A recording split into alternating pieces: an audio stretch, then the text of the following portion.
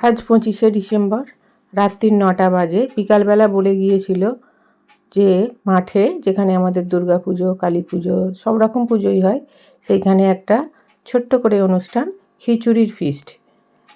তাই আমরা যথারীতি 9টার সময় খাওয়া দাওয়ার জন্য চলে গেছি। যখন যাই তখন দেখি একটা ব্যাচ, কুচো কাচাদের ব্যাচ, বড়দের সবাই মিলে খেতে বসে গেছে।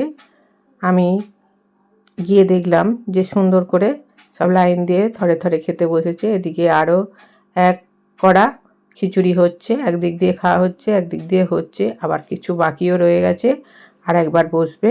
সমস্ত উপকরণ কাঁচাও রয়েছে।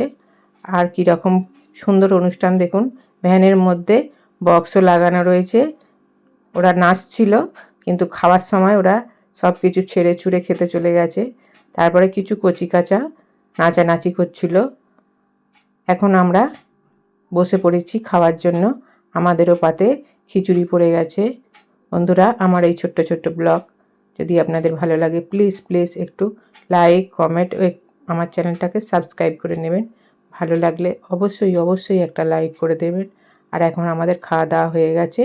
আর এই যে কচি কাচারা নাচছে। সবাই সুস্থ থাকবেন।